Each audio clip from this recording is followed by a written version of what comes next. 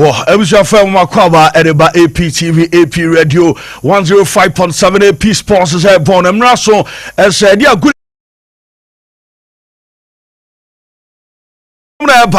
ano as details ni nyina ba yebe rem ni adin komo Euro 2024 nyame aduma Friday and kick off no start Germany na and England and other countries ni nyina na France and so akodua omo prepare for Euro 2024 in Germany mountain. So the latest update about teams and the national teams arrival Germany mountain. So ma we na won say the details ni sit here yebe transfer and players in the movement, our transfers in the sign is it here.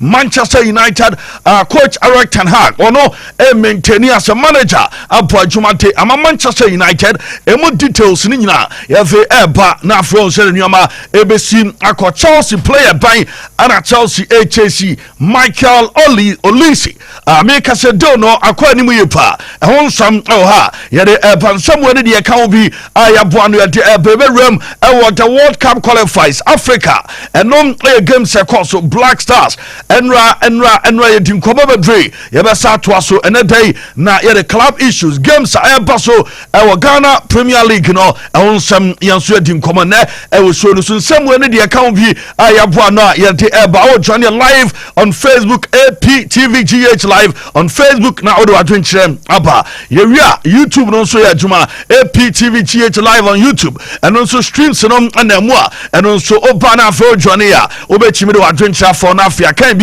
every amount and a day. Be fortunately Big Brother Maestro Elham Sanso another sports crusader and so Elhaneria Yanomo Edi Jumadiano Filippo Pipo Inzaghi anti the local news no 10 betinina on some and so at the exclusive interviews so no so and asem get to Accra and some and a day and area so no so production are very tight Ediansa and our film Oracle bar a delay Trimodahine etetre Damba bar speedy recovery and you say the Hobeton Afi Wabe Johnny Tim and Yamaya camera and our director and an Kwame or boy Juma and MC and so brother Anthony Tim no etecha omo Jumanina every Amaya and a Demedin.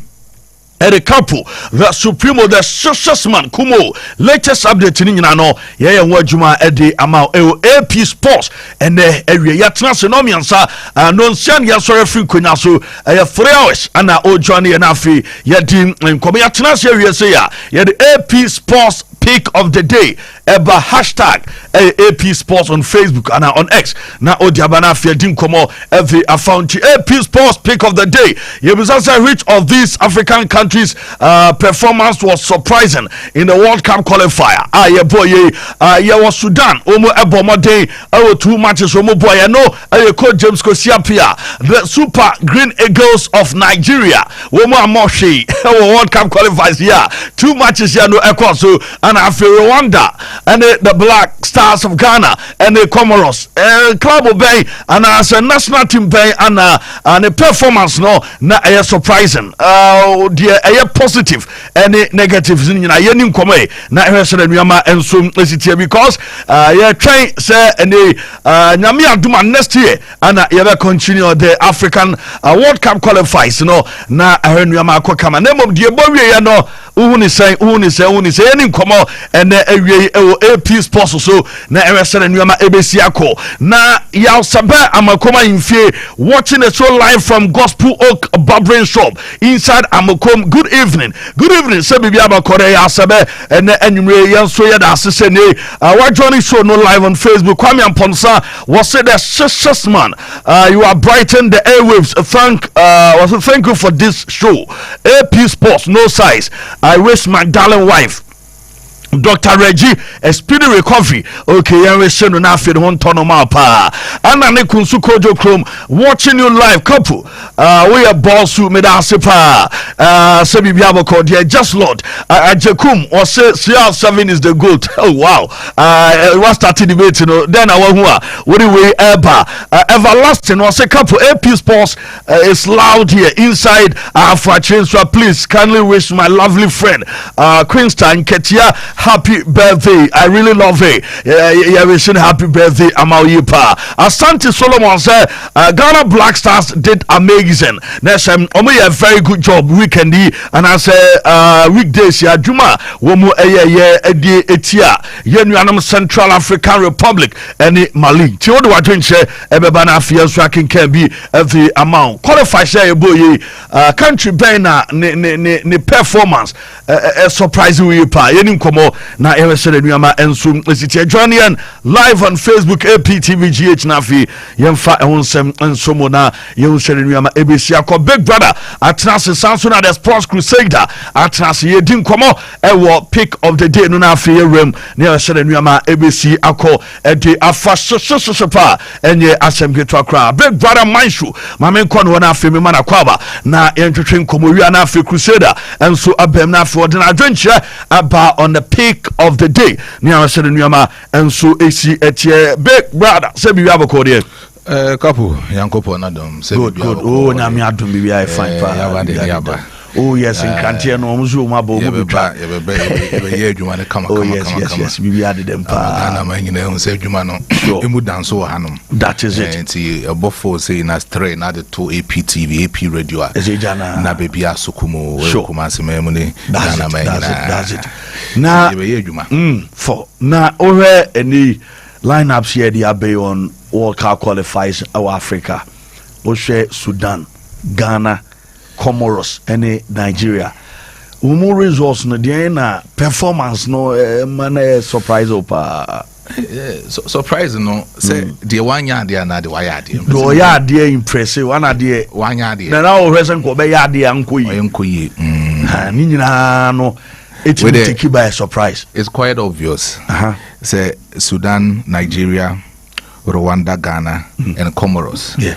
And Oshe teams no more na ultimately Ohe Ghana in most of the qualifiers here, but right from 2006, your ball 2010, ball 2014, 2018 to me qualified. Okay. And then this is the times where you sound so ball another qualifiers. 2022 you qualify Kolkata. And then with all the qualifying games, Ghana was able to qualify. So Ghana there ultimately. Now you should need GDO. I mean this group of players because of the recent performances at Black Stars at the Amai. The last 2021 AFCON to the 2022 AFCON. The same results need to me at the Ghana Black Stars. And not young supporters need feel say a lot of things needs to be done in the Black Stars team. But then there is a particular time we saw Coach Utuadua all turning things around. So in the maximum 2 games against Mali and the likes of Central African Republic, we've been able to clinch 6 points, and it's a massive win for Ghana. Usha Comoros and Suswa, their team is still on that particular path. 2022 AFCON boy, and we saw how they did.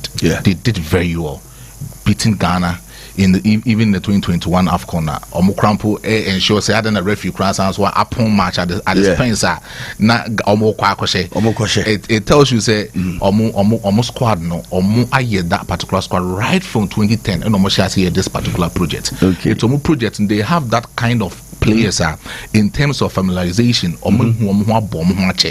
and these are kind of players know only omo born a pen and topping that particular group Ghana will tells you say a quick thing to do. I think say Comoros I think they 2 goals different and it tells you the kind of goal scoring charter and so share Then you talk about Rwanda is not that football nation anymore.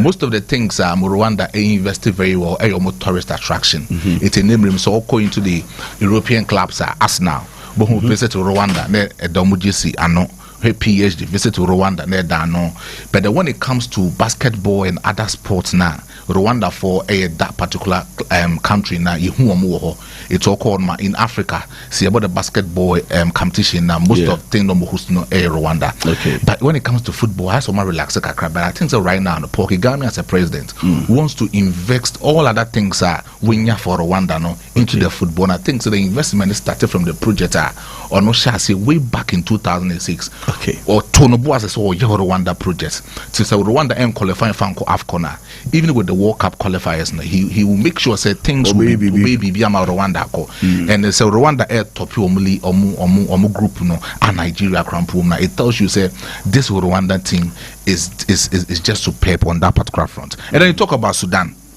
Sudan, Nigeria, na me dey see. Sudan, Nigeria expectedly Omoko AFCON quarterfinals with La Côte d'Ivoire. We know the kind of pedigree na Nigeria for just a Pesera no yet that kind of coach or Omoko finals no.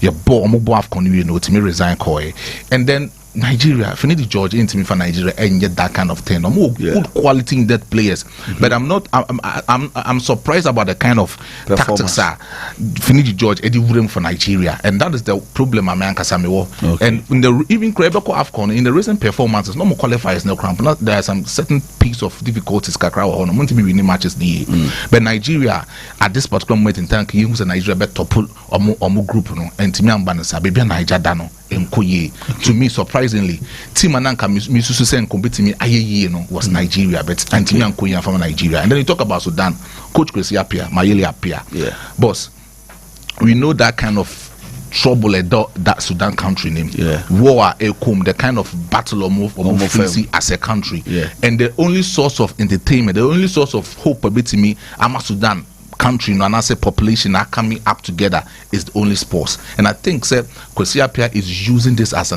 basic instrumental tool to unite Sudan or share a lot of games. It's say what about this number of games or topic on that particular table. Kwesi Mayele Appiah is doing very well. So to me, Sudan are surprising me very well. Sudan are surprising me. Sudan Kwesi Appiah are surprising me. I owe you a lot of things. He did it for Ghana in 2014, but this time around, what Chelsea when it comes to Africa, who coaches are qualified so many Kwesi Appiah is number one, and then he's doing very well. And team our boss once 1 year there to me, I say one born home in Nigeria. A lot of fun and yadi. Omegu ni mwase pa. West Africa. It's me the best one there in Sudan, but the 1 year there in Nigeria. Yes. Thank you. Well, Medasi na asemu we Ghana for nso che Nigeria for no mu komo mu just lost Nigeria. Baba Torres a couple Nigeria with big stars of Europe but still disaster. Nigeria surprised me pa. Eno ye do de abanane say ope update on Ghana. Hamid Hafiz was a couple live from Kunsu Boatin Chrome. Indeed, you are doing a great job, couple Sudan. And a surprise me. And you do the Abana Ghana Premier League in the game because 30 minutes in 3 goals a PA. Hey, our dreams and the RTU game, no. The dreams are 2-1. Dreams LED 2-1. RTU for the chef first goal on 4th. You start the game in 4 minutes and almost started here.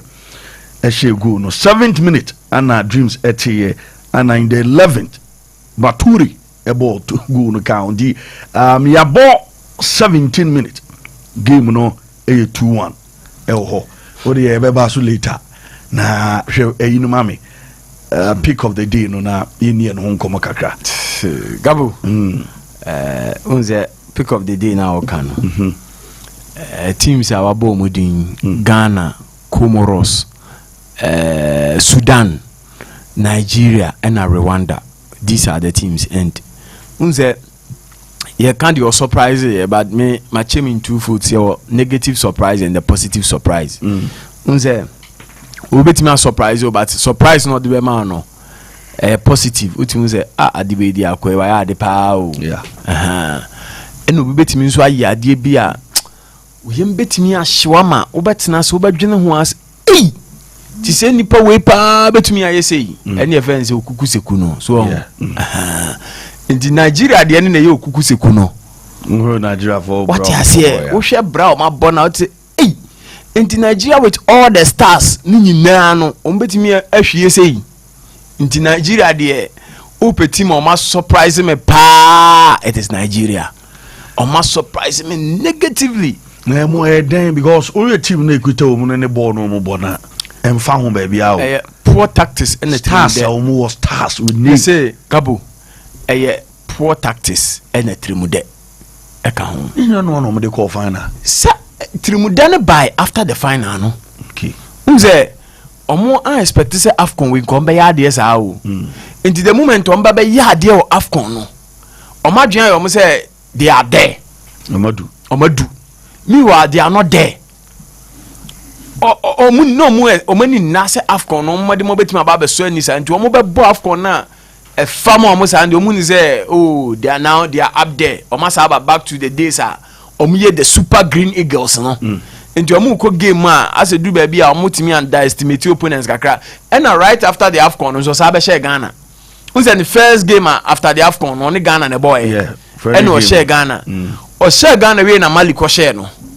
And after Mali no, and I heard the echo. Yani Nigeria fund your communia and communia and one ebo. What is it? There be time no yenso near that form. Afeni yenso ye page ho deba. What I say? So in competitive matches or mom pe Ghana. Oh, yeah. Because a competitive game Ghana ye show mo. Yeah. Into your mom pe. But unze na make a choice say omutrima yo mo de because Ghana yo mo nemesis Ghana timi wo mo.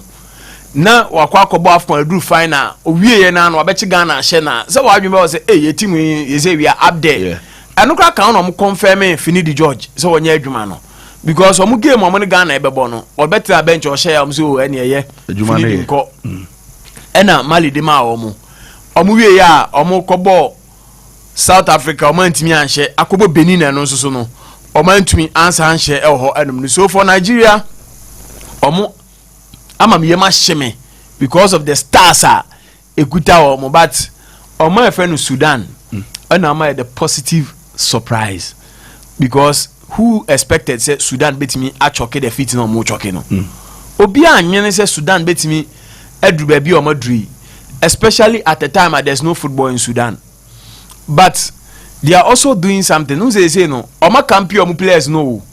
And you know, it's more or less like every day and they are training as a team. Saudi Arabia, camping because enough time with the boys to train with them. Okay. And they airball. Obi say Comoros, yes, Comoros too have done well, but you look at the opponents and so money on my so what I say, Yakoba, Wabo Chad, and Madagascar, right? Yes, you know, on share that more strong opponents. The first one, no share Ghana. But Oshe Ghana no so Lucy one game. Intino for Comoros, yes, Oma aya there, but enye hu sa. Unlike Nigeria, why my negative surprise is Nigeria, and then Sudan. Yes, Rwanda, yeah, there. Unse Rwanda after 2004, be a film Cup of Nations qualifier. That time no more Olivier Karkezi, any Jimmy Gatete mo.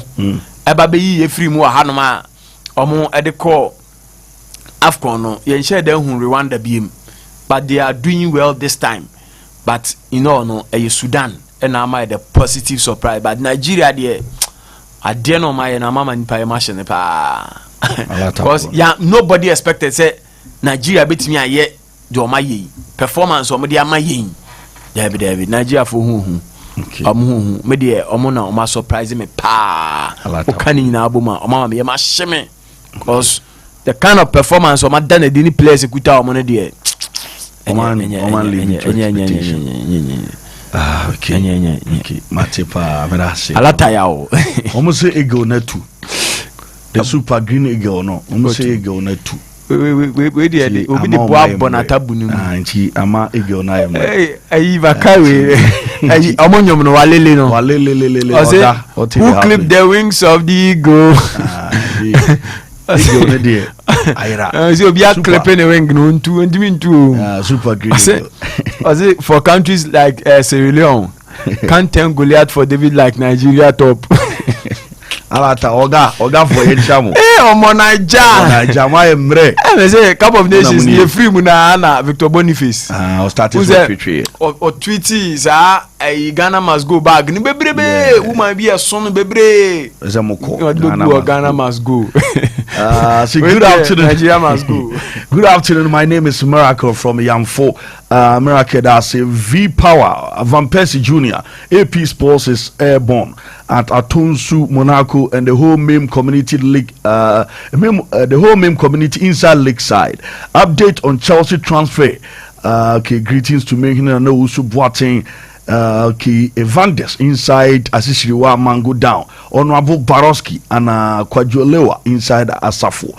And no Edward Diaba. Anane Kunsu say watching the show live. Okay, Nigeria of course, and what they about Spencer Nana say Capo Spencer watching the show live from Mancranso MTTD office. More update on FC Barcelona.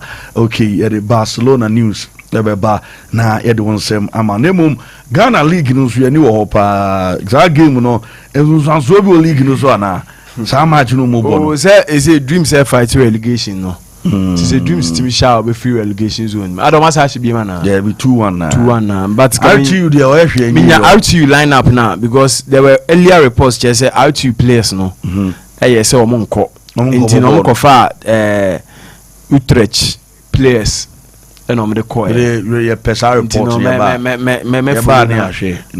because and then we were a lot about our league, the happenings in the league. Okay, RTU, Niema Omo ye, Omani Bofo Akwa, and Niema Omo ye na fina, and they have a lot on Ghana football. Okay, yes, a lot on Ghana football pa because baby I jina no Capo yada chenye, and NSA wants me ra kakra. Mati stadium yes, stadium or Babayara especially NSA Kumase. Mati ti omuti o mon kanche director ne say ne wanya me score ha won hwe Mati yes unti me man me score unti good one there ye ba be a discussion on that inchi yes yeah of course foreign by na ye ba local no so na ye rem e ho na afia di nkomo kakra e dia fountain mra so say ye call amano ne nemum John Kusi was say update on Bayern Munchen the Bayern transfer honsem e be ba min show cry ye ba betena se na ye de amano ne nsem na ba here we go ye nko na ye nko amano ne mrasisi na afia mfa kakra ento aso emfamra APTV AP Sports is airborne ye kwa amano ne foreign news no I have nested on some the event here in Semino.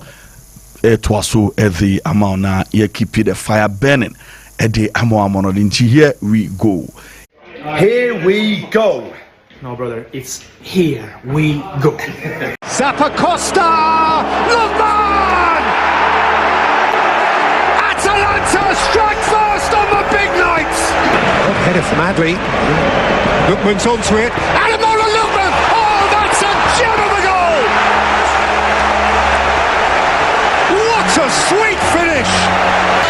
Pounced on his moment and nailed it into the bottom corner. And Atalanta are in a sweet spot here. Adamola Lookman, the night of his life. Skamaka. Adamola Lookman. Lookman! Glorious hat-trick! The night of his life! The night of his dreams!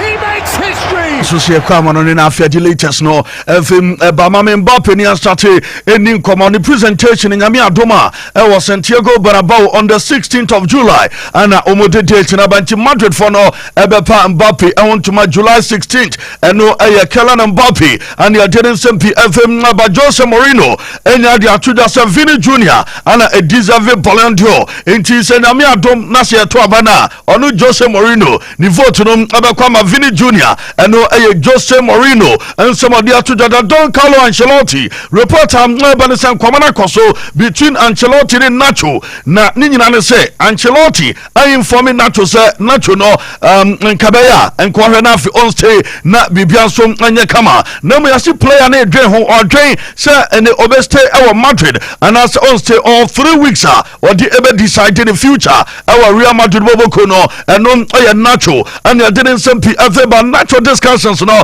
koso nyina ninyina e depend say Madrid form their branch here your fan say Lenny Euro eba eno enso ebe depend say player no ebe timi akọ anase won call enti ye twan Euro deal no say possible and adiam anase amama mbia na Nacho stay eno reporter ba Nacho eno Real Madrid for the 3 weeks no so na Nacho kase obekọ mbia player no so ebeba eno reporter efro edem eba na Brahim Diaz say Brahim Diaz Morocco 2 games 2 assists and wa yam anso adima Morocco wa bomode Madrid players no bomode international breaker ya bo adjumanti Brahim Diaz and also na den semneba na Jeremy De Leon Sakrano ofri Puerto Rico Real Madrid akrana mechanism ademano Jeremy De Leon mekato Sandra o share 2 goals and ya assist atem ama omaya ya fa Puerto Rico na any World Cup qualifies na rene celebration no enwa Jude Bellingham a celebration na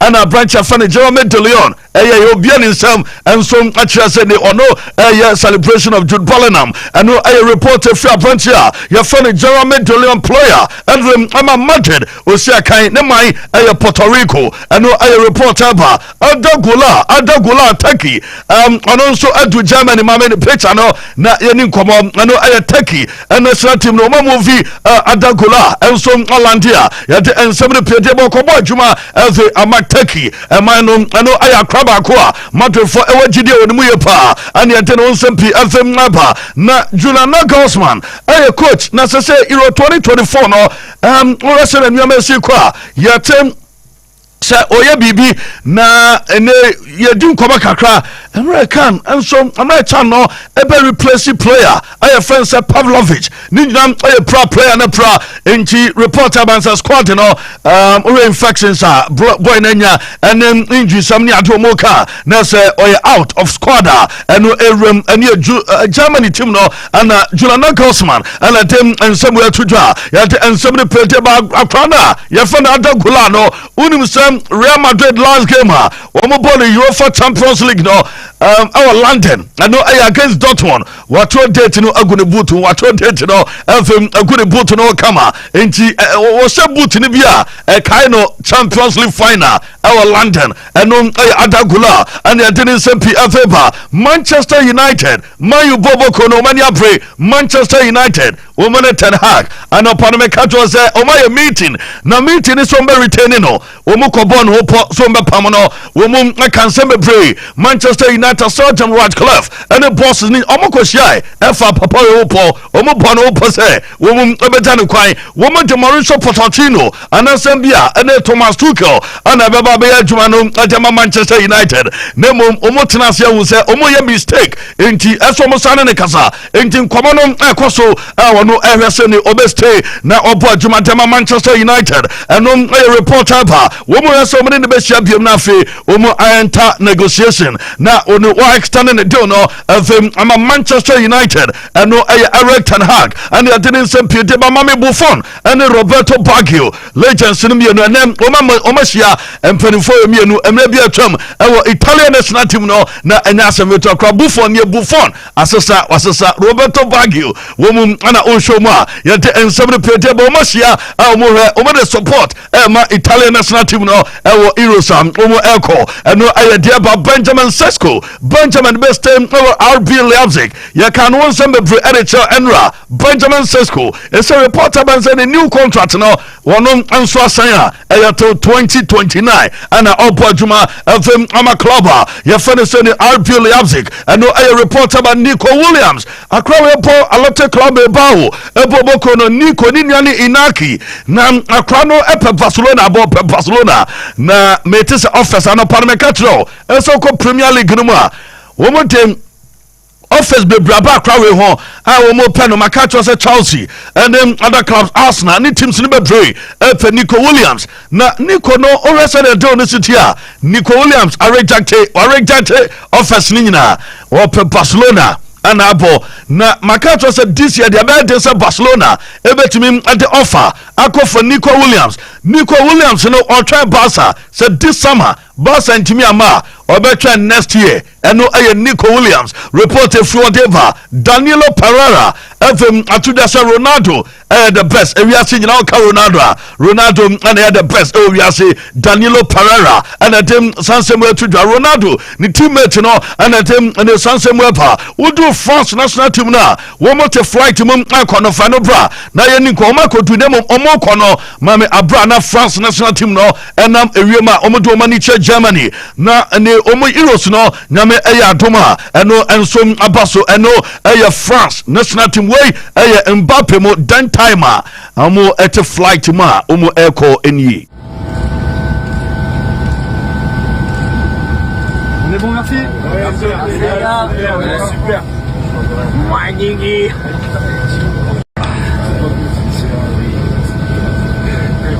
we brana omote flight num ko ane yibi amano na mame omusi ye airport wono ne ani nkom omusi airport no player wa gini din Mbappe player wa gini din Mbappe na mame airport mame nko airport wanza mame omusi ye no na Mbappe gini fans kakra Mbappe ni Mbappe of France Germany.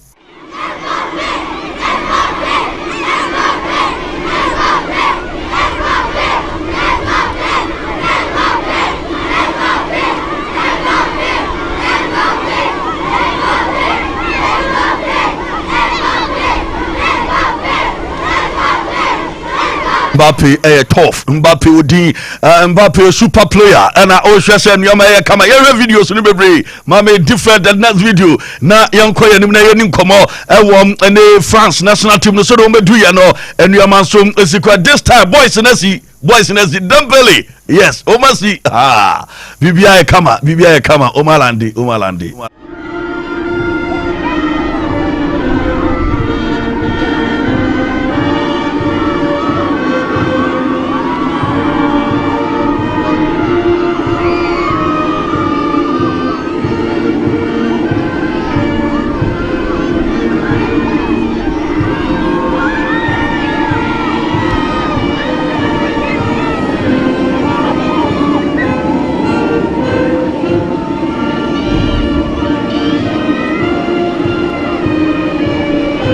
pono mame time na omugina ho na anthem ne bo players ni nyina no ejina ho adin ana omo che na omo tie se anthem ne bo no we welcome ya mama kwaba fm eba Germany we France national team.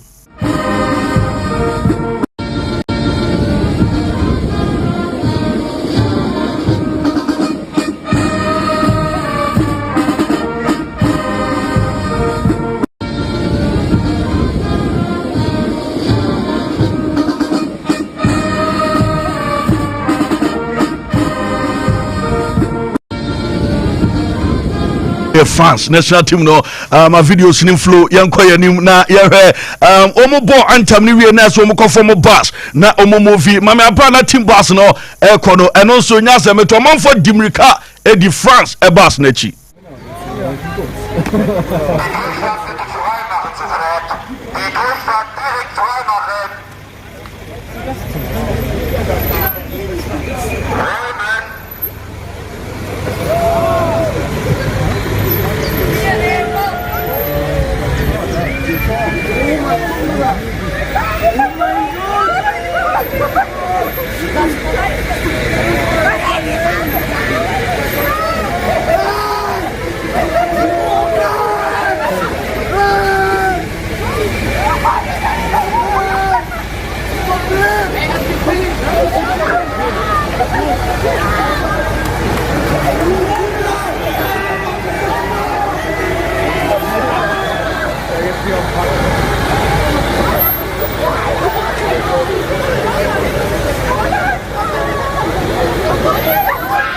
no ewa bas no wa pa enum France omo bas no na ekwa yeyi bi ama no omo bo adwuma bibia ye kama ho ayade ensem no pete so mo APTV AP Radio 105.7 APSPORTS ani atnasha ye jemu de ensem no kumo so ade onsem afi ama Mbappe no ade ensem kakra afi atudwa na de Mbappe ade atudwa nyina ensem mowe enen ye se de Messi kwa wono wabedu na tournament wabaso body ye noje obeso boje yentie Mbappe nsema wote atudwa.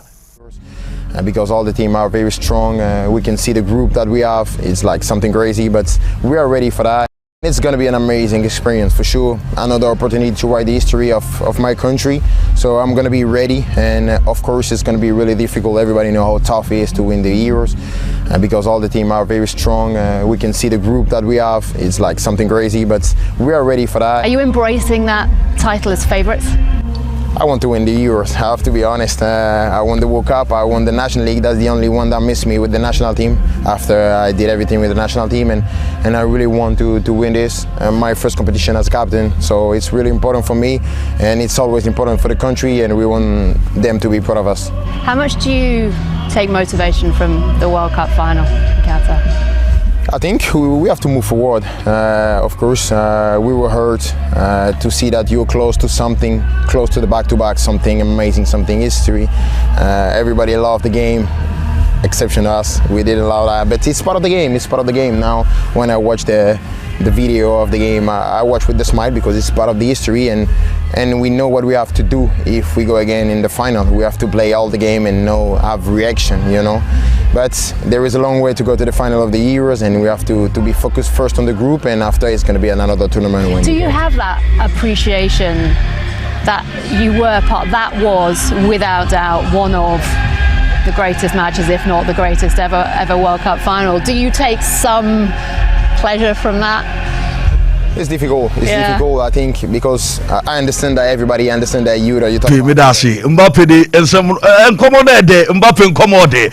Mesa Basum near Dinkomo, Kellan Mbappe, and I do it to draw. Mamma, the picture I will see from Anna or Bonadakano, na Mbappe Nimkaka, do Germany or no, na Utimise, Mbappe Dripono, and no Essie, now worship Mbappe, Anna Yanino Boncomo, Mbappe, you already says Mbappe, no, one trip, yes, Real Madrid player. Kellan Mbappe ana Oshano na Edaya yade ensem ne peba opadwuma ave ama in France ana also se Ballon d'Or no oso nyina na ohwesem obeje Ballon d'Or enti Mbappe no so are ready sam afidie Edaya ono so bon homoden se da be Ballon d'Or ne nsam obetuma kabi eno eye Kellan Mbappe nsama wo fem atudwade ensem ne pedeba na Euro 2024 no the battle ebe between Mbappe and a battle no be between wine because Jude Bellingham and so baby na yenche Rio Ferdinand golden boot no Mbappe baje and Jude Bellingham yenche oni Joko we ma din komon afa the golden boot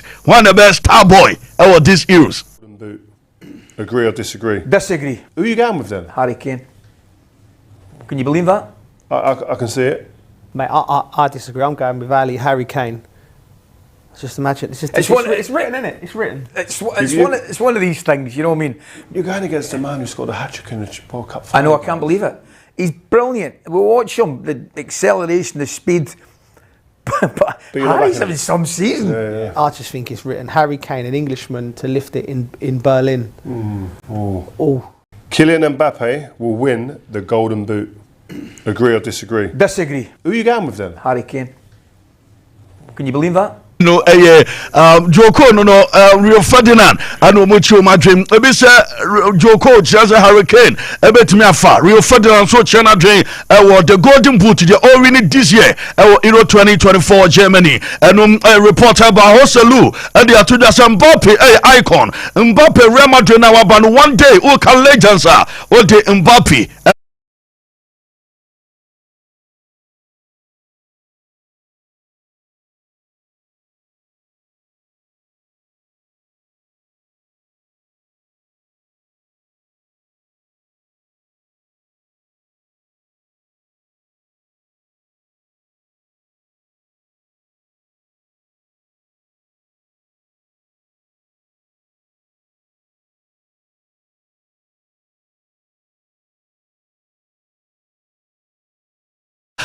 na PSG ebobo committee bibi senyame adoma TV right sika womo ensom ensa etime kan 2023-2024 60 million euros and a PSG ensom ensa timaka eno report aba na unim say Euro 2024 referee all the first game eno Germany in Scotland referee by omo adiama the French referee France Clement Topin wono anabegina center na otimi adisa referee no enti anaza game no call ama the French referee ya fene Clement Topin wono anabegina center na wadi Germany and face Scotland game anon abaso and your report about Ronaldo at the age of 39 Cristiano Ronaldo ni age no and then said in Yama City Opojuma at the age of 39 no 22 matches 22 goals, 2 assists, in 24 contributions and at the national team that Bonetiano and Soshi at the Emma Portugal.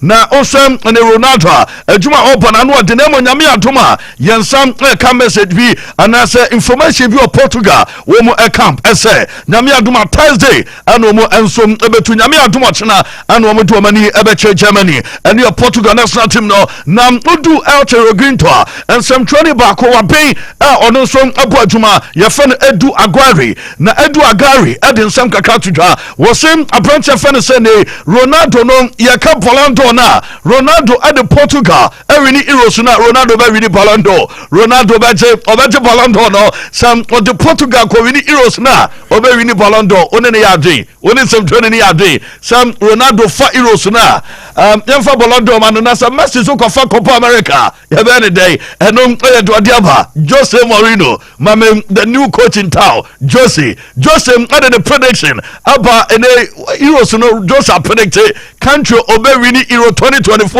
Jose Mourinho with the bias. Who free Portugal? Also Portugal, Jose Mourinho at the Portugal and some about first of England.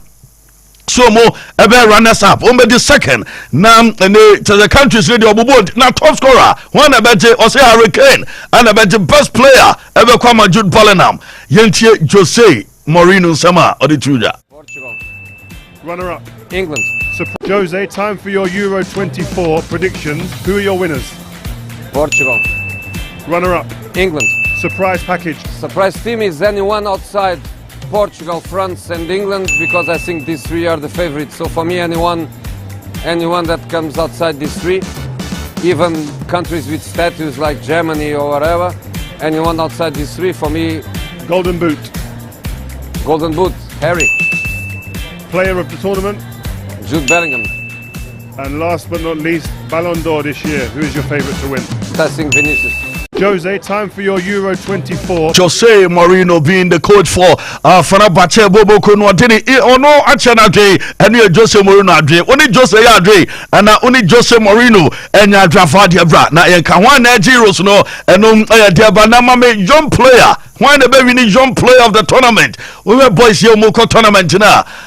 Osha list no di Osha players here. Why the baby young player?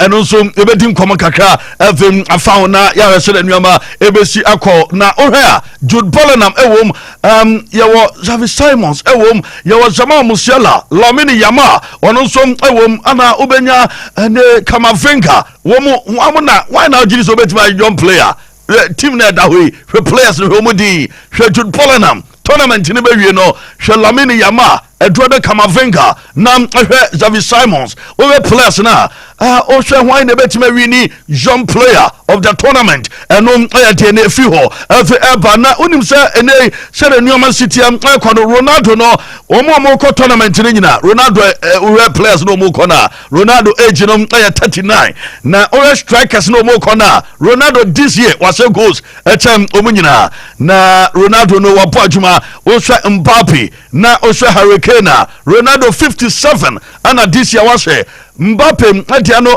51 and no reporter benjora list no na the city na say Hurricane diano 49 and no said nnuama esiatenti Ronaldo at the age of 39 Ronaldo besa tunkrano over two mo ewo Erosiana na say Ronaldo entimi entuo mo and no reporter ba mame Barcelona mame nya Barca kakra Barca fans momra Facebook Barcelona I was Spotify come new constructors no mugo so construction work no koso Barcelona about December dia maybe about say mo be use stadium no because baby o my do it there omunyan do standard Spotify come new and so I say edu o mugo so mo po adwuma Barcelona sika some form one porter ye keka ho na bibi ma Barca for na Barcelona no enye team keto mounted for we bana bawo data ya what kopebo sia bra adwuma no FM ama Barcelona eboboko na report Fuoba yeni nkomo kakra na ewesele nyemesi kwame ko England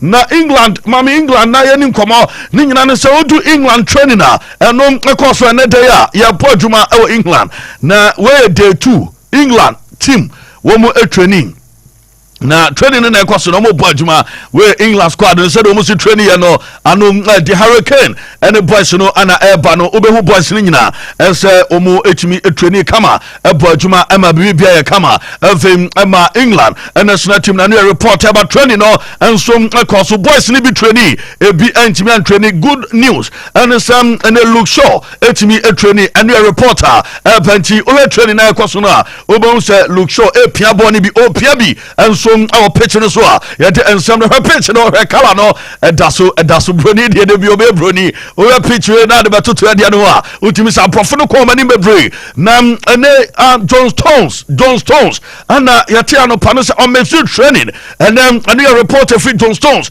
na so yet be new bad news of ama England and so national team na no a reporter for my deba na England team na boadjuma bibia kama na ya ka England nsami na ya hwese na nua besia kwa na training no e course ewie no mama Jude Bellingham ore ene training e course a on the boys no any supporters no wo mo buy ni nyina autograph or sunshine jerseys no every emo away we are na fans ni here we are anu mu here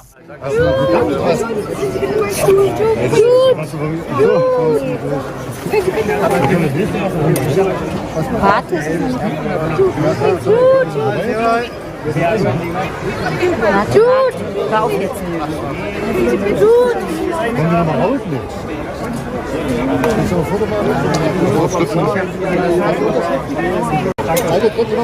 Can we take a picture, please? Adiano Kosuna ye report bi evim amount Adam Watson ye play Adema England wono ewrem ewo Euros ni bi Adam de atudwa say ono de all Kenyan ne se ne ajepa say ono so ya boss squad say ne omo ko Euros no watimi anya bi ewrem nemu okobo adwuma ama England fan say yes omo fa no obebo adwuma say the beya omo ebetimi afere title. How does it feel? You're at your first major tournament at the age of 20. That's extraordinary. Yeah, it's a surreal feeling. Honestly, I wasn't really expecting it. I've obviously only just gone into the Premier League, so wasn't expecting anything. It was more just sort of a bonus kind of thing if I did get in, so absolutely delighted, and yeah, just get to do what I love at the top stage. Can't beat it. You made an awful lot of people smile when you got the call up.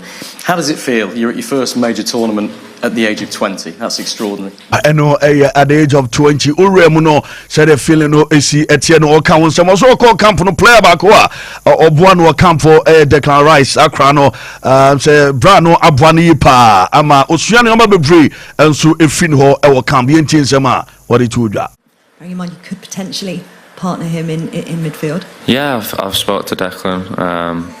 He's a top player. You've seen that over the past few seasons, especially this season. The way that Arsenal play, I think, really has shown what he can produce this season. And yeah, he's a top guy off the pitch as well. So speaking to him, just getting them little things, like I said, and just everyone really, just learning off everyone. But especially him, obviously similar positions. Yeah, it's good to sort of pick up on them little things and details. But yeah, he's really welcomed me into the squad, definitely. What was his best nugget of advice for you?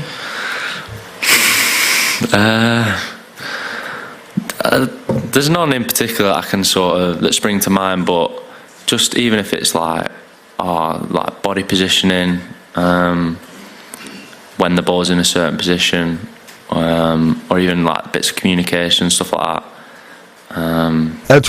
England come there didn't 70 pay the run national teams no bebre and so a campanchi and somebody there bebre a few abanemo basketball legend basketball hall of famer Jerry West report and say can say Jerry at the age of 86 and a year on so let me free me the basketball hall of famer I friend say Jerry West Jerry and so every Najuma Ewasasi so from 1938 bepim 20 2024 nimre aswanyame atonensa edi afre Jerry eno basketball no de wabeye ewom edoso minim se basketball no enso ebe kan nuama wa ye na afi nuama ye kama team no atranse mu anani azali 10 years ye keke World Cup South Africa enya World Cup host ye South Africa 2010 and then ani azali o share say the date ni city 10 years na her squad no na every players mo boy o ka golemo chua o ka Turo Veda o ka team Howard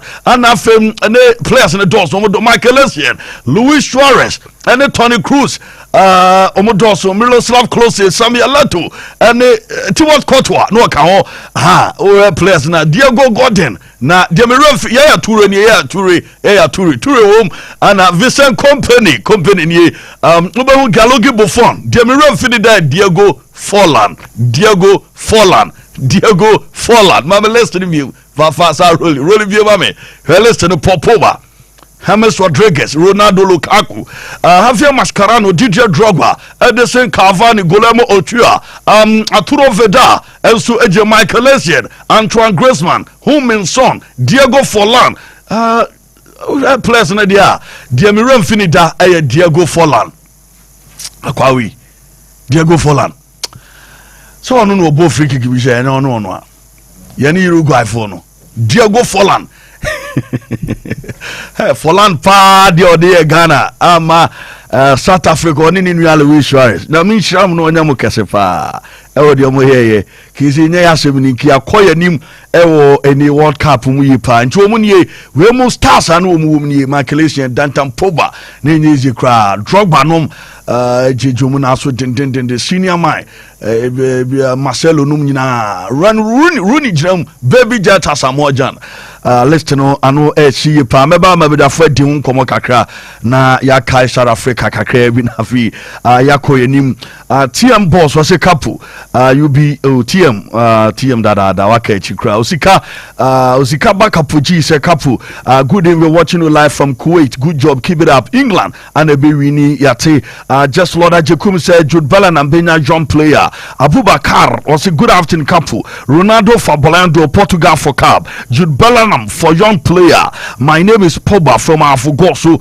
at Tamas Road okay Tamas Road for Yancham Goso for Carrasco Alex was a good afternoon to everyone watching the show live I'm Carrasco from Aburi Siu to Ballon d'Or okay Medasim big brother Bibi Aboko na okay legends ya me bubu mu din South Africa legends here na from cry na exactly 10 years ago na me dey me fe no e Diego Forlan ani also what for my you know say Essien na Nkobi so we know yeah Essien what that pam Neymar Nkobi Neymar omo Brazil for a drop in the Neymar the oba na Neymar yes no yes Essien the off Essien off and Neymar so the off Thibaut Courtois also a young boy also so and the way a mixture of big boys and young boys at the time and all imagine to come wow at the tournament the Ghana who say last minute Essien ne obi say Ajimambedu nyina prae ti o ntimi anko ti o hwe team na de no ginidi won finfin wo de Calvin Prince Boateng ne Antoniana yes Antoniana Pablo Aimar Pablo me kai that famous commentary first go na ayi share no Chabalala Semana you has I know make say and then exactly 10 years kick off yes but 14 years 2024 14 years yes and Chabalala go no Chabalala go for Africa go for all Africa I mean amazing but what up nyam say 2010 then none anymore there unze nyuma buy na na de o over waving flag eno Kenan na wahwe waka Shakira even R. Kelly nso the sign of victory enye bad na no pa Evans also Boateng or say Miss Brazil year 2014 South Africa 2010 South Africa 2010 okay South Africa is 14 years now Brazil na 10 years from now. Yeah. Yes, of course. Kwabna Mizaya, the foreigner, say Kwabna Mizaya from Odan Kapuya Tumauki, and we don't also Eddie Abamseman Fonsu Chil Madrin, Eddie Efahunti, I want some Kakranchi, and we are Kukoso, any idea, Tia on some Kaka, and no. Now, your room, now you did Komo Kaka, now you're interested in your Mexico, now Eros no Zuma as you. So France for. Oh yeah, and Emira Hokakra. Okay. Emira 2 days in Macau Africa, but me buy rules. Okay. And yeah, but transfers ni we am. But the Morino I can move to me the big brother out Morino can. Oh, of course. Morino there. Portugal Beji. We're making it so free one in Dino Oyesano. And I kind of great. Oh, it's we team there banana Morino Portugal. Mourinho predicted Portugal, and also Portugal for the past 3 England. seasons. So also runners up in England, runners up, yeah. For the past 3 seasons, I think say Portugal are more cluster of players. Yes, we show more generational players. No many currently now, or more be, and then okay World Cup this year, the likes of Goncalo Ramos at the time and all Benfica. Yeah. No form, no share lot of goals in my Benfica, and at that time, coach in the year and Adrian said, "Or bet drop Cristiano Ronaldo, Goncalo Ramos are creating magic. Eddie I'm in the side of Portugal, but then I think say." Any Korea at the time of Morocco, Portugal in the free in the World Cup stages. I think the new coach in the Bayern, Roberto Martinez Bayern, who the efficient nature of Cristiano Ronaldo, and then he has started wise. So all those 39 years, but then when it comes to the world class stage and experience and the kind of bona, his appearance will still be needed in the setup of Portugal. So currently, we're showing the Monday Portugal now is solely exceptional. All those say. So Ronaldo, born out or Anasa or Saudi Arabia now, he demanded a lot from Ronaldo. Why am I saying this? Because we Saudi Pro League now to be found compared to the English Premiership, compared to Germany, Bundesliga, to compared to La Liga. Compared to even French League. So the kind of demand and the kind of bond of the body Saudi Pro League, it wouldn't be the same as English Premiership. Bundesliga, because you go all out. English Premiership, FA Cup, League Cup, Champions League. It tells you say in terms of even physicality, so we need enough strength in all these competitions. But then only for Saudi Arabia, Kings Cup, Saudi Pro League, no about the Asian Cup. And I think and only just good for Ronaldo to prepare him. We heard the stage of Ronaldo for the next 3-4 years. That's what I see it. And I think so Mourinho Kase, of course, Portugal for on paper with the players no mukrani there. Ronaldo Portugal bit my creative magic. The side of Ronaldo bit my creative magic. Ronaldo afidi be hunu so because Nazane de Munya Shisa. Bano or against Mbappe man, you ya the Anas. Strengthen or Anasa or Dinido. Your room in Mbappe Mukaka.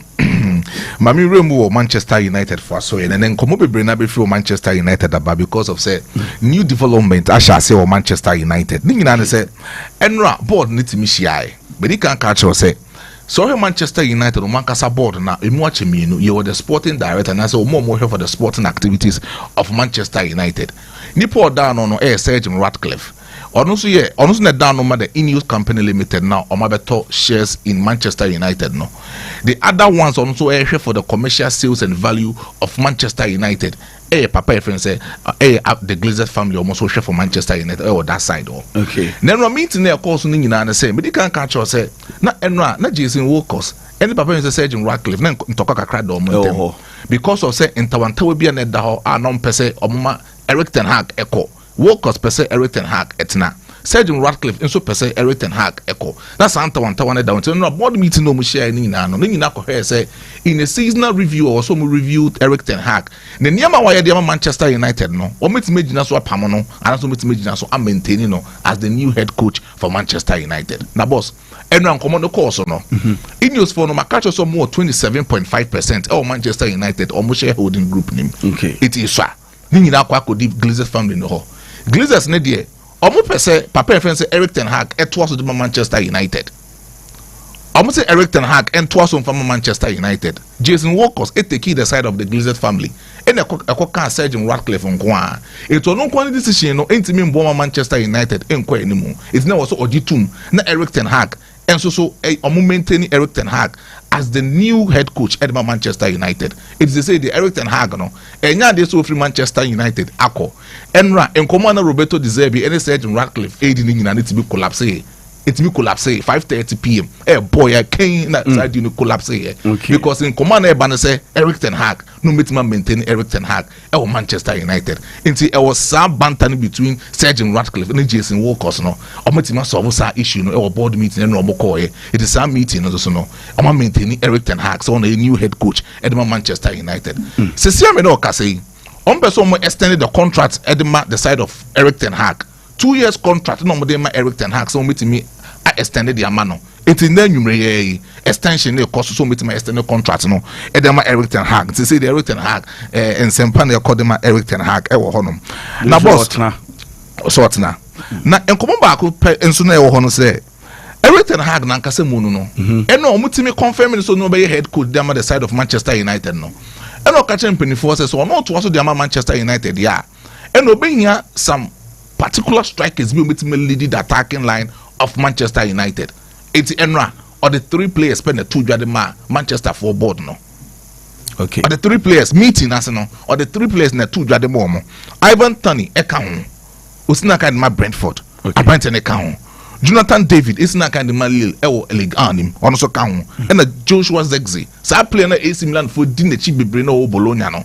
Sa Brighton so can the 3 top strikers now Manchester United epeso omotono edene back the side of Manchester United na emu ba akopɛ no and na kasa Manchester for ebitime choose just 1 striker out from these particular 3 top strikers no now the only this particular list in the boss Ivan Toney omedi dan so sa Brighton bitime ba Manchester United okay. But Brighton ankasa de as na ankasa na Brighton ne pe but Brighton ni ankasa nkoso Manchester United Ivan Toney no okay. Ni intimi nkoso from the side of Manchester United or one kasa epe Arsenal Football Club. It is okay. Breaking news no yeah. Dreams flash 5. I'm RT Matikan Paco or my boy 46 minutes. So gather reality. It was uncommon so sanity or Manchester United. Okay. Now boss, Manchester one kasa hobium no. And when we didn't come over to say Jamo Pahina na or a defensive playmaker at the side of Fulham Football Club no. Manchester United for any din komo. Na Manchester any abranti din komo no enra or can know the chair Manchester. Okay. To see I no say Eric Ten Hag if you see a confirming so no be new head coach at the side of Manchester United no or no kasa for phone their friend Jao Pahina. Nejo matu rules no go na. Say rules no dey ultimate so ko share meeting na say adwuma. They say Eric Ten Hag na ye na adwuma. Okay. E di Jao Pahina no. Eric Ten Hag na kasa for phone their friend Jao Pahina.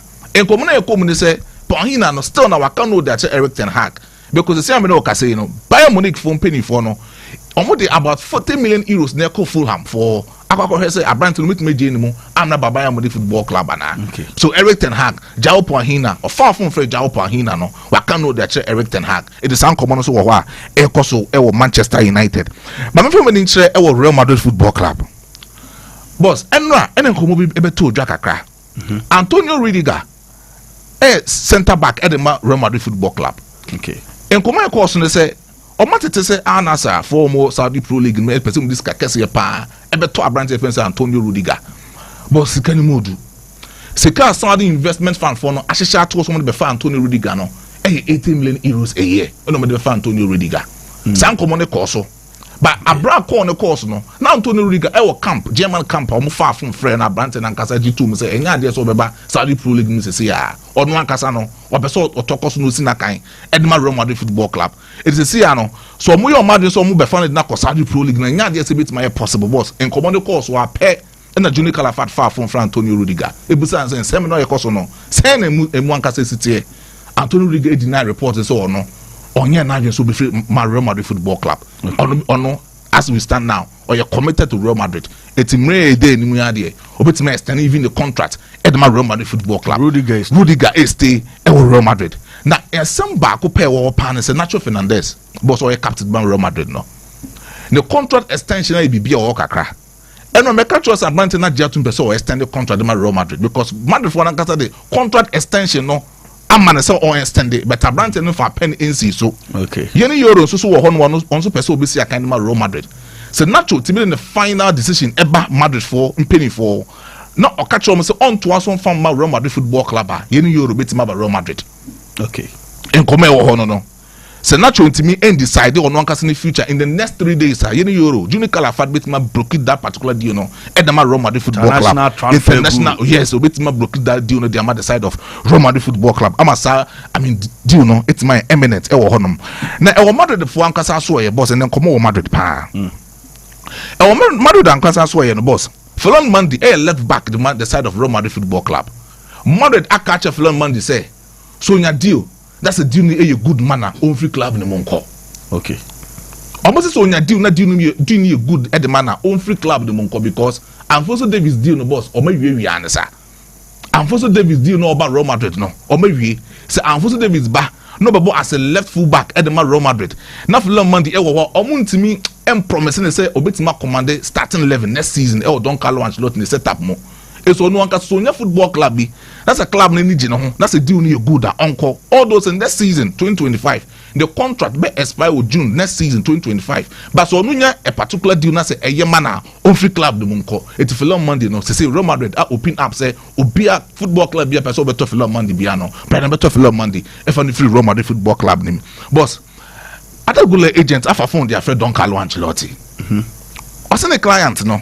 Oba Madrid the fine born or bo. Pra na drink kakra but in come e say agent ne Don Carlo Ancelotti dey come say Ancelotti intimi promising say ne boy ni betimi nya starting 11 next season and also betimi man more playing time because Kylian Mbappe ba Endrick enso ba Brahim Diaz mo wo Rodrigo de Goes mo ho ada gule no so e ba be ka ho obetimi amma no more playing time e o mod setup ni mu ana boss in come e ne say agent ni bisa Don Carlo Ancelotti no Ancelotti catch and say ultimate promise say Gule benya more playing time. Real Madrid football club almost set up him. Wow. And that agent they two of them and there's a sadia on consider no ni penny funding come. Now come my boy no enco loan. La Liga I mean clubs no more Spanish La Liga anymore. Now enco loan enco say the development bit my secured edema under Gule. It is some common so wa enco so Real Madrid football club ni under Gule and sense 7 boss. Now Madrid number 2 Kasim Kakrebi Chow say Kevin De Bruyne attacking midfielder at the Manchester City. But Madrid for who says Toni Kroos retirement when the bit my succession plan here the side of Real Madrid football club. I brand say Kevin De Bruyne. Okay. Almost for the short stay kakra was the side of Real Madrid. And in also between Don Carlo Ancelotti and Florentino Perez. Florentino Perez asked to me say Carlo Ancelotti shana in the ball playing style be two on one cast Don Carlo Ancelotti in the tactics obetimi for that for Brad say Kevin De Bruyne the number Real Madrid football club a short term boss a short term just 8 months and I say 6 months short term pay and a brand in the do Real Madrid now the following season no or my share who say obetimi mama a brand here for Bia BBC the sort of Kevin De Bruyne and 9 Real Madrid football club it is some common also air koso now Florian Wirtz also attacking midfielder that buy for Leverkusen. Now was command Edma Abrante in the bad this season. Deal no Junior Calafat every deal no pre-contract. Vet assign a pre-contract at the Real Madrid football club. International next season, Junior Calafat. Yes, we deal with the Real Madrid. It's a vet for long vet no. We deal with the Madrid. Next season 2025 and Abrante friend say Florian Wirtz ebetima about Real Madrid ababesi akanda Real Madrid football club it is some common so Real Madrid for so asoye but mama we Chelsea game na course no me siri o de obi Chelsea na and so we see e ball no mo boy dreams game na course wo Oma she 6-1 ah omugusu sheko ya ball 53 minutes o Jerebe yonko baby oh okay na okay chill chill the omuyi yehu ze Premier League course results be see ba and yehu ze born no more born obi here results are dey aye bibi na mo boss 6 is 53 minutes 53 minutes 6-1 Odi beba odi the face odi mama agree odi mama na mama we Chelsea na ndi komo kakra Mati yonko Chelsea na Chelsea for any Aston Villa forward back reference John Duran din komo. Okay. Abandon in Chicago free Chicago Fire or US didn't need Aston Villa. Yeah. But in common air cost on say Chelsea for person we swap deal. Kono Gallagher na boss maka ho asem so mo pay 50 million euros. Am obi abeto no obi amba Kono Gallagher deal no. Okay. But mo feel say Kono Gallagher no beti makoye swap deal together with John Duran. Okay. Or Aston Villa. They say Aston Villa from penny 40 ase omo de sika ka Kono Gallagher ho. No matter how far branch for John Duran na na Chelsea Football Club. It is uncommon so ho. Michael Olise any Amando Broja there Chelsea for age and the Kwan and Simon Free Football Club Monaco and ordinary trade. But then Michael Olise deal no boss personal terms Adam be breaking my say we accept personal terms no. But akasi ka Chelsea for Edinburgh Crystal Palace. Ama Crystal Palace for I just cannot to mama Michael Olise it's in actually the side of Chelsea Football Club. But Tottenham no me Tonga don't Bailey boss. Omso no me Odo me okay. What terminating contract no? With Tottenham Hotspur. And Chebia, so 2019. And Tottenham 60 million euros koto no edini free. I mean Olympic Marseille. Man be see academy at Tottenham Hotspur. Just more than koto Abrante in the bar boss. In common e cost ne say Abrante na gasne ninje ewo the side of Tottenham Hotspur because one more than the cold loan e wo take no. In common free oba say Abrante ne indiscipline.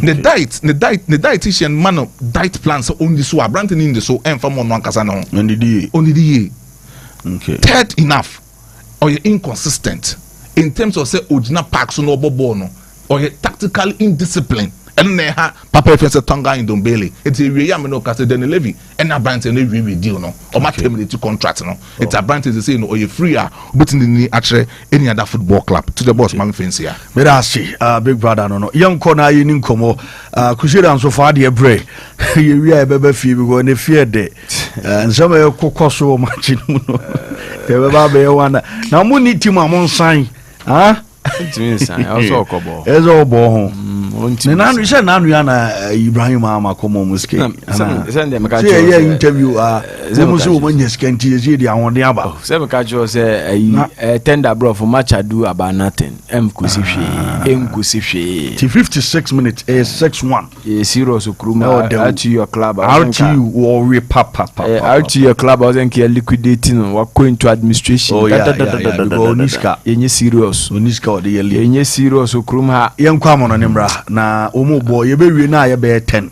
to the abo yenye serious okruma o and ya ohwe the way ye born na always be ano niema se ya na benya wi a obtianze aze any emfe player local players or blaster any emfe local players or blaster bo papa ben ye bon kruma league papa ben pa na ye bo ohwe niema ekoso ya de be fia me ba ho pa ene me wonsem ho nom okay ene se ho nom kakra so I say material ko ho ene se ho stadium no de e bi nko ya se jane shewa wo be ba be call washroom ni ade in fact do washroom on na no e change say pipe ho papa ene omu be ball no VIP wings on washroom on me su duro su bia na ta ho no in fact a change said in fact ye man for the TV so mama for serious o travel na enyu no ye be kan it is here the ensu nyu na ye de nye o yes ye kan to the ye ma mo ye o stadium honom no maintenance e koso no nye ma ye bad yan komra ne ma but ya na ye de park ye be bobo on match day ni ye penti ye kalaso we yes ye bo ye kalaso match day obe ye kranka we ye secret obi anhu o ze twa what you say what twan media for abeduru awi abehu ze wo kalaso o se ye mo abaso wo ye adwuma we debi yes obani o de mama hwe Tanga Ndombele de nkakra bi you see Tanga Ndombele he's one player that I always feel sad about players like Tanga Ndombele or no and this boy Tinui Bakayoko then unse France for no there be a case English media no omo hype omo players now it is something that the French media has also learnt and they are doing it so well this time almost here one media is almost hype omo players ne pa and is washa French boys ne sha so omo peja you look at the hype na wo mo ho hwe after Paul Pogba bestie onto the scene, I enjoy all the hype ni bibia go for world record transfer fee from Juventus to Manchester United. Then yeba be hu Timu Bakayoko and so hype also be nya pa with AS Monaco team no some me kai the Monaco team na Kylian Mbappe Bernardo Silva obefa obi etse Radamel Falcao Fabiano no ba Liverpool no Benjamin Mendy no so eba Manchester City. That squad Kamel Glick no mujine. You look at their squad omude be ball that season Champions League ehun so omudu semi-final until Juventus eyi omude omu free unse along the way omude yi Manchester City di omu free omo anso say wuram eje the French league ano edisi omuna. This was a promising team with a lot of talent and there was our team nim na omu wie ya omu ton abranti ayefe no Timu Bakayoko ma Chelsea. Me kai Chelsea at the time and Chelsea aje the Premiership no with N'Golo Conte and then Nemanja Matic. E won finfin honum. Obefa Antonio Conte ne 3-5-2 no ball and I say 3-4-3 formation with N'Golo Conte and then Nemanja Matic at the heart of midfield that season. You ya na Chelsea for there be Nemanja Matic more than one so any no. Omo kwa akofa the new French sensation Timu Bakayoko no dinaba and Timu Bakayoko ba with a lot of hype. You must say ekusi saying and now she Bakayoko no the last time I can Bakayoko na mu say otina dem a onu ankasa otimisu osubisa no say a year den and the football career no a year di aye no because this was a talenter. Now the whole world felt that he's the new N'Golo Conte awide wapie but amfa man ono so I mean the attitude towards football it wasn't the best. I say edu baby a laziness be any sanya man. The same thing with Tanguy Ndombele. This was a player opie ya Obano oko Olympic Lyonnais no mo friend the new Michael Essien and opie unse Leon team the one Michael Essien be sorry gi ni dio from Bastille be pie honom no. Omu say he was the new Michael Essien. Bibia na perform a midfielder bia and he had it.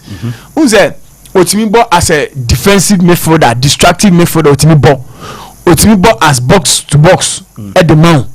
Obetimi so edu ba bi na pese omo as a central midfielder obetimi abo. And this was a player that had a lot of quality. Obetimi ko aso dia bo attacking midfield at the amount. And this was a player that the French media and a lot of hype and a Tottenham Hotspur. Tottenham ye team omutua sika kese cover player so Tottenham over 60 million pounds the koto player. It tells you the kind of level at Tottenham omu ehwehwe and about Tottenham Hotspur at the time no makwa Champions League final every who said that season no Champions League final no mu see omu stadium into man to player and omu stadium ni wie na he was the player am fan say omu ne bet stadium na no because at the time we share omu midfielder no omu Musa Dembele, Victor Wanyama and no omu Musa Sissoko and so on and omu ja Dembele said Dembele mum enko China at the time and omu ko fa Tanguy Ndombele de ne buy and in Ndombele e buy no it has been one injury to the other and laziness has always been his problem.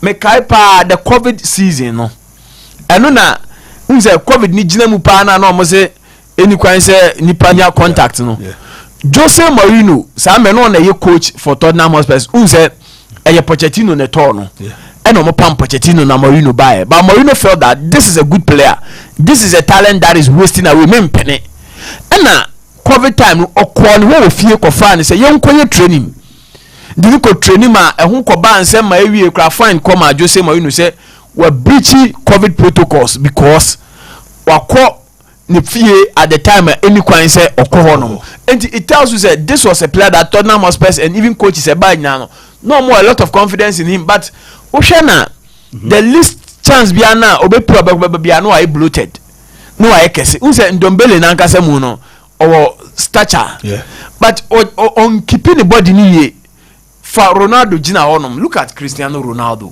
at his age, and look at the way he's been able to keep his body very athletic, very agile.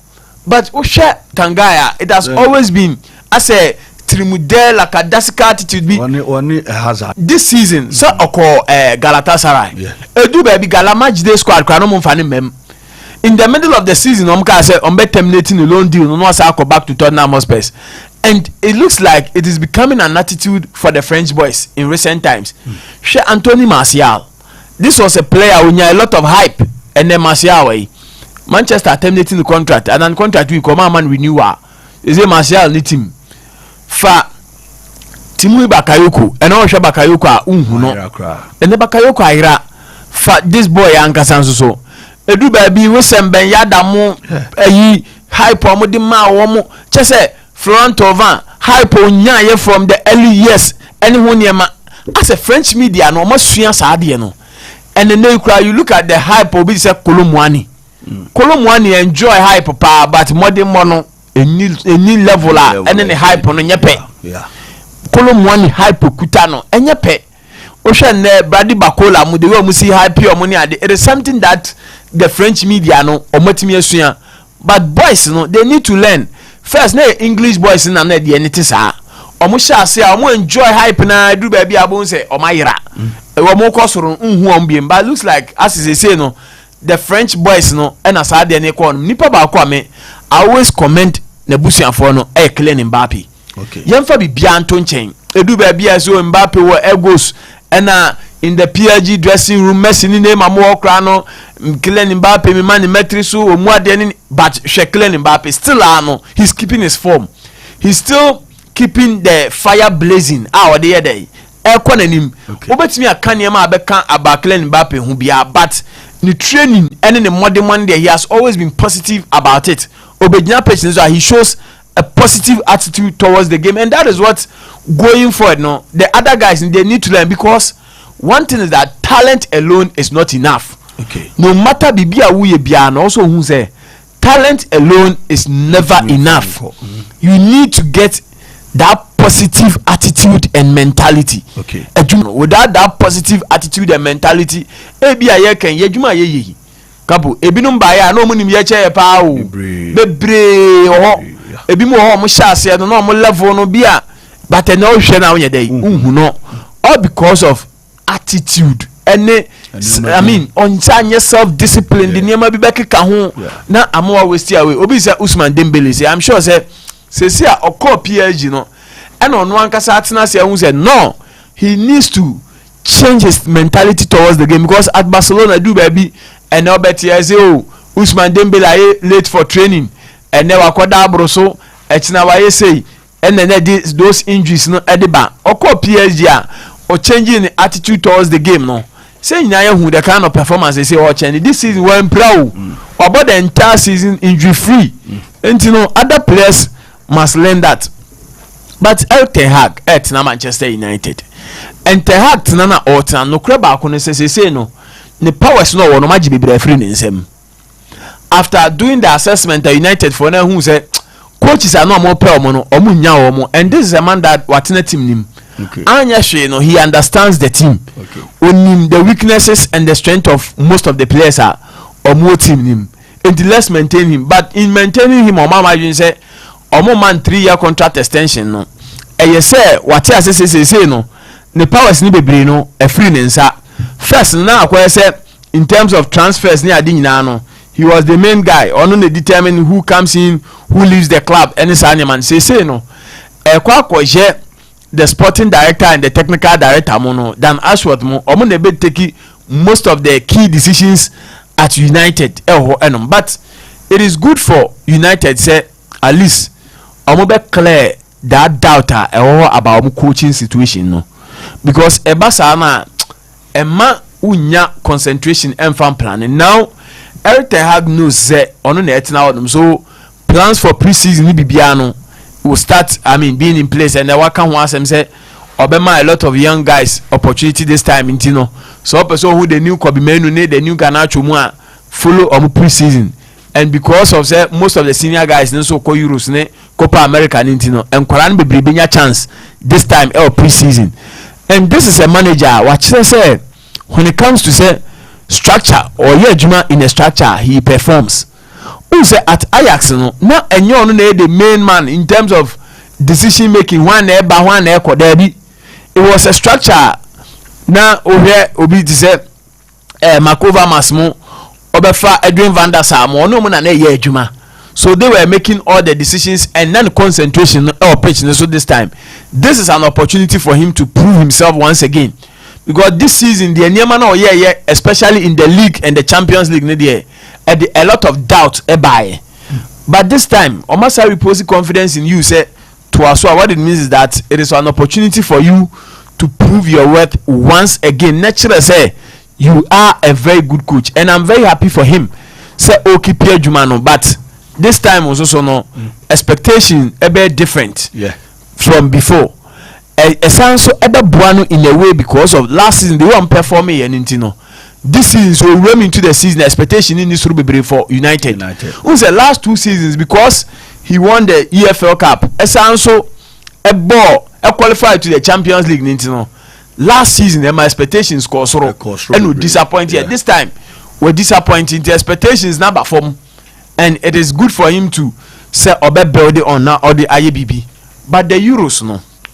And more know the prediction about obviously and Obeka said oye Portuguese intino obe Portugal bias. But no clear woman say ope team back or more quality ahead of this tournament. I won't mean Portugal and free. No doubt.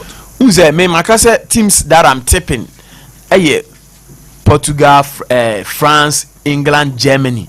These are my top 4 favorites. Top 4 no. Yes, I'm who am. The other dark horses are on betimi PM. Spain, Netherlands, and Italy. These are the dark horses. I mean, who almost say they can emerge. Your Friday, yes, but so share teams. These are the teams and players now. Who wins the best young player? Yeah. This is a tournament. You a lot of young boys in this tournament. And it's an opportunity for them to launch themselves into the world game. You have shared the last World Cup in 2018. Who are there? Obi to say Kylian Mbappe. Ebabeye yes. Obe turn home we are seeing who say waba. Kylian Mbappe has arrived. The last World Cup who Obi say Enzo Fernandez. Yeah. Enzo so adi Obabeye with Argentina. Even Jude Bellingham so adi with England before say ebe free muno. Unze England and team and do semis. And he was a contender for the best young player at the tournament too. Sure. By the way, Enzo Fernandez that World Cup performance and a catapult in the Maninya that move to Chelsea. No? And this time, may my pencil down certain young players that I'll be looking at this very tournament. One of them, Ada Goulet. Adio Bebabeye with my friend Turkey. Who's a Turkey and yet Obeka a powerhouse when it comes to football. Turkey, the best time was in 2002 Japan Korea with Hassan Sass mo a ball on the boy Hakan Suka mo bola omodio ebae and goalkeeper Rustu Rubek watch Trinity Dutch. I mean that many who Turkey recent times who Turkey will be a peja Ada Turan yebe who Hamid Artin top yeba be who omo Nuru Shine by and Sheda am fair but Ada Goulet. Yes, Burak Yilmaz. This time we will be looking at Ada Goulet. Any idea or Bebabeye in this very tournament. Even Oko France, Yabesho will say Brady Bakola, Zaire Emremu. We will be looking at all those boys. Say Omonso Beba Ababeye Bibi. England and so Maya Jude Bellingham. But Jude Bellingham adio be or tournament bian because he's done it. And Jude Bellingham there wouldn't mean I say on the revelation of this tournament. Maybe Obisa Kobe Menu. Kobe. So onya opportunity see akanya.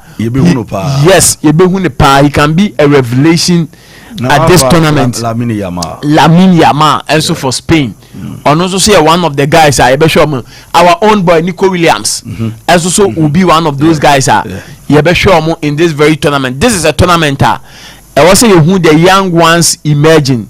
Say 2006 World Cup Ronaldo, Messi, Ronaldo for Portugal, all those say at Euro 2004 now Ronaldo ababe born running and so emerged for England. Abe you ababe but on him Messi rivalry they started from 2006 and PM or the World Cup and eba this time at the Euros also no we'll be looking at these young boys even Benjamin Sesko so 21 years also be leading Slovenia ediomo aba enum this is an opportunity for the young ones and so say omumra meton omo to the world na yenhu omo though at club level some of them have done it but you need the international platform so on your international platform no na say utumi excel ya eno na ma yehu ye ka world pele ni nyina no the international platform when he was a teenager adio with Brazil in 1958 ena ma pele din sha say fa baby a Kylian Mbappe edi kan ye with AS Monaco in 2017 but the World Cup adio ba be ye ene mi hu no Michael Owen ebe gini di Michael Owen no the World Cup in adio ba be ye with England say of far ball from St. England and Argentina a tree will be at the ball to atenem and when am I who obi say Michael Owen and you know this is an opportunity for a lot of these young lads say omunsomra emeton to the world of football na yentumi enhu am yenti this Euros there ye be fear ni fiko near the ahwem ye na ye hu players ni bi den na clubs have problems our certain departments and so we'll be watching with keen interest. I'll be able to be there solving the problems. So for me, this is going to be an interesting one. But who be some favorites? I said them catch on. Portugal, they are now can. Let's take him serious. Because Portugal team, let's not kid ourselves. Omu team pa. But one competition so I know be shit. Ebe the goal king. The obeji the golden boot no.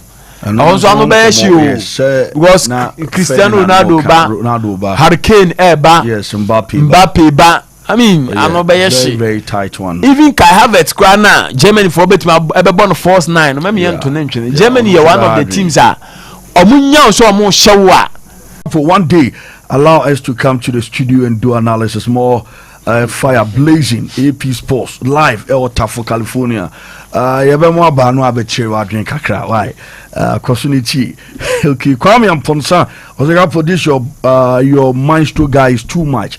I call him the butcher. Okay, thank you. Yeboa mata ose Capo yeboa mahu ha Emmanuel question say Capo more fire dasi Debra say Mika ose Capo loud more fire loud here inside here or solution the baba saso adanse praso yedamasi say monso mo share Debra says still waiting for your number. Okay, Mati, ya the number no be share na waba DM no na ya din komo na bibia so aye kama nemo Ghana League no koso Ghana League no Dreams FC 78 minutes we match 7-1 I'm archive for take number ko 7-1 na jeje wo be ko wana oh ye nyango na do mo ye idiot no credit dream o that o ma me yabse me say na am agreeing na me here juma kakra behind the scene dia no akohe kakra am akohe kakra na me here score am so Ghana football dreams ni out to you 7-1 not how do you team be how the boy how do you team no me pelest no team no the boy no say e dey be first team players na oh yeah be dey and anya first team players na because na crusade so can be all bad me say omakofa players no Tamale Utrecht Tamale Utrecht but so we are registered players omakofa division 2 players no mo dey omakofa so I double we are in protest and dey obetimi akobo zan dey akabo dey dey on qualified player no dey ho so obetimi ababo we are in protest at ya no say of fit match na problem no be kesi asen say meko akobo na ni watching on qualified player what I say you know yeah same I go endorse in fact Ghana League so can be nani ade no nani FC Mikael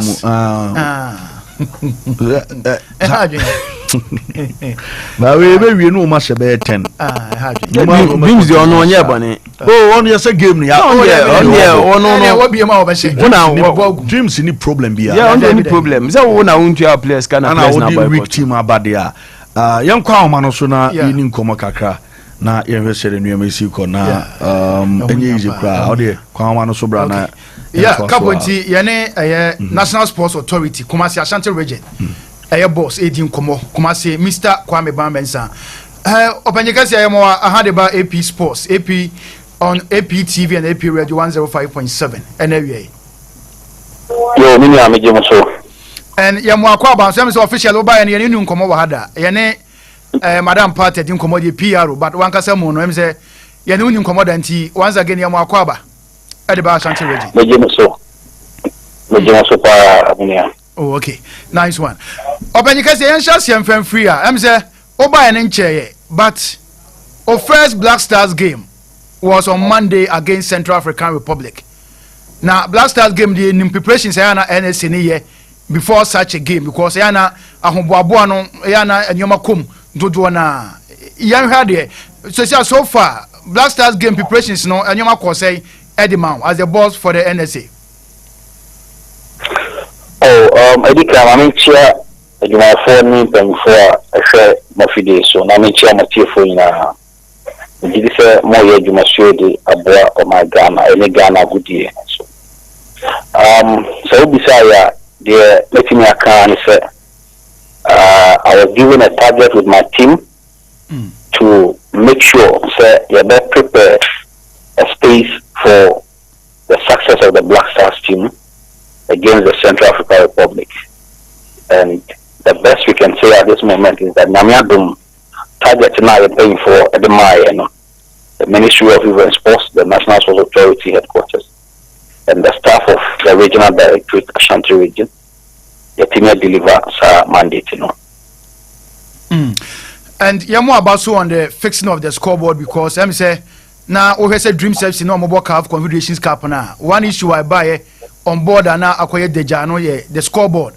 And ahead of the Black Stars game against Central African Republic, Mutimi FXCM Bibia Kamanti on that score Yamu about so. Open Yamra game and Ankasaso on the match day. You say ye spray pitch and so Yanimu but as you won't be say ache. Say on a match day, Black Stars bebo game, such a crucial game na. On that same day, match day na, ye spray pitch ne so. I didn't see ye potty or that much mukaka. Yeah, but as you said, as managers of the facility in the region, your technical schedule, my phone the necessary works you decide it's crucial to getting the pitch ready for any tournaments. Now, before, during, and after, there are events specific Ejuma was a year. So, for instance, there is a decision. And so Masha is in a pattern. And because of the raining pattern, some delayed. So let's say we decide to say a particular pattern is for the pitch. There were light green grasses and there were deep green grasses. So when management decides, it's okay, for beautification of the pitch, you hear maybe a pattern say, for European footballer, sometimes social pitch don't say zebra lines and them patrol so with their meeting. Yeah, my was a opening. Very good. And patterns it's just to beautify the picture and of course go with the decision of the kind of pattern and then China. So we do know patterns a beer assassino anima all kinds of worms a more grass honia beer. Occasionally, we don't a more be feed our park and so. Until you are putting us more insecticides.